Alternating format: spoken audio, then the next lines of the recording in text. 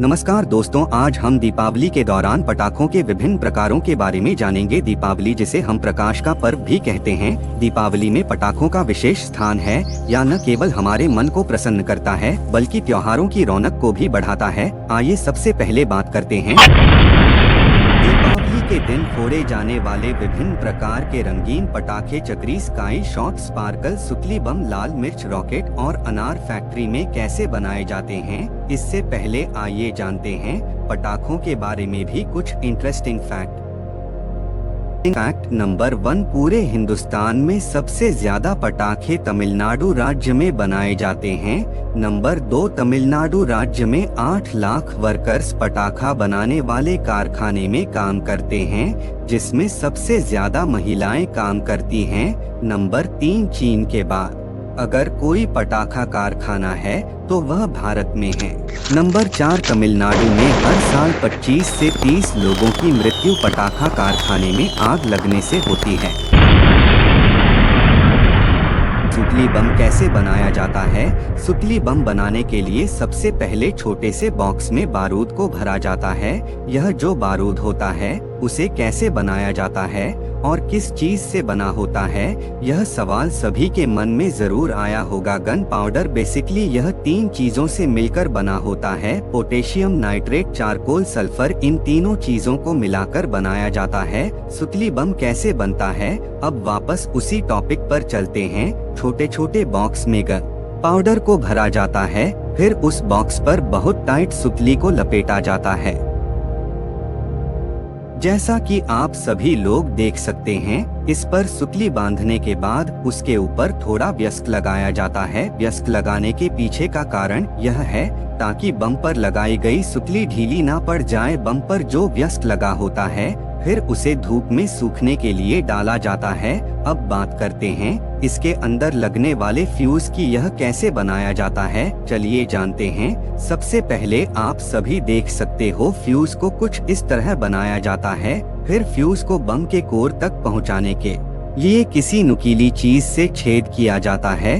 फिर फ्यूज को कुछ इस तरह डाला जाता है। फिर बम के किनारों पर गोंद लगाया जाता है जिससे फ्यूज निकल ना जाए। सारे कॉन्सेप्ट को करने के बाद लेबल लगाया जाता है। फाइनली ऐसे बनकर तैयार होता है सुतली बम। साथ ही यह भी जान लेते हैं कि सुतली बम फटने के बाद इतनी तेज आवाज कैसे करता है जब फ्यूज को जलाते हैं। सबसे पहले यह फ्यूज गन पाउडर में रखे चारकोल को जलाता है। उसके बाद सल्फर जलते हुए कार्बन के साथ इंटैक्ट होकर गैसेस क्रिएट करता है। पोटेशियम नाइट्रेट इस रिएक्शन में ऑक्सीजन देने का काम करता है, जिससे यह रिएक्शन बहुत बढ़ जाती है और इस रिएक्शन के कारण बम के अंदर इतना प्रेशर बढ़ जाता है कि सुतली बम तेज आवाज करते हुए फट जाता है।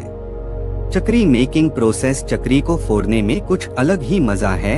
यह होती ही है बहुत कमाल की, और क्यों ना हो, यह कुछ ही सेकंड में सारा पैसा वसूल देती है और तेजी से घूमती हुई इसकी लाइटिंग काफी शानदार लगती है। आखिर यह फैक्ट्री में कैसे बनती है।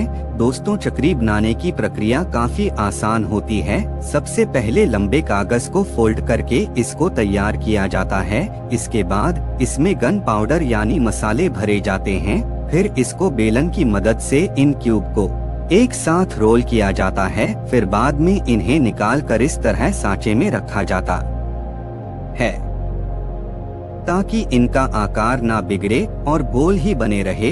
अब रोल किए हुए ट्यूब के ऊपर स्टिकर और नीचे कवर लगाया जाता है, जिससे चक्री जलने पर तेजी से घूमती है। लास्ट में इन पर लेबल लगाकर बॉक्स में पैक कर देते हैं। फिर यह मार्केट में बेचने के लिए भेज दिए जाते हैं।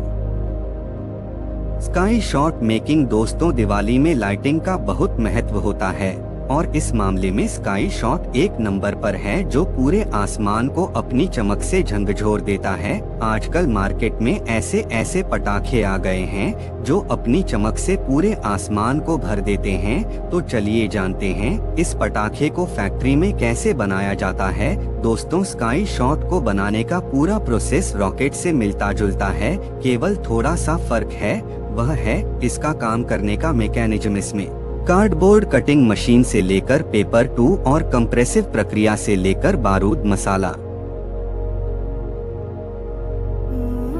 भरने तक का सारा काम एक जैसा ही होता है। जिस प्रकार रॉकेट डबल शॉट में होते हैं, उसी तरह यह मल्टी शॉट में कलर और डिजाइनों के साथ बना होता है, जिसमें कुछ इस तरह के मैकेनिज्म काम करते हैं। यह मैकेनिज्म आसमान में जाने के बाद ही अपना काम करते हैं। सबसे पहले इसमें सेंट्रल वाले शर्ट को ट्रिगर किया जाता है, जिसके बाद इसके साइड वाला शर्ट डिग्नाइट हो जाता है, फिर अलग अलग दिशाओं में जाकर थोड़ी ही देर बाद फटते हैं। इस तरह आपको आसमान में मल्टी कलर स्काई शॉट का नजारा देखने को मिलता है।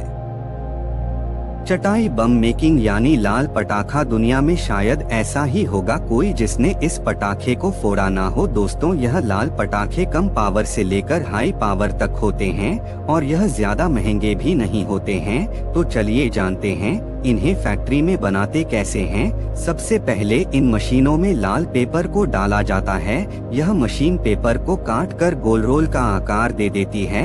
यह रोल 1 फीट तक लंबे होते हैं। अब इन रोल के बंडल बनाकर रख दिए जाते हैं। फिर इन्हें कटिंग मशीन की सहायता से लंबे लंबे पेपर ट्यूब को छोटे छोटे पटाखे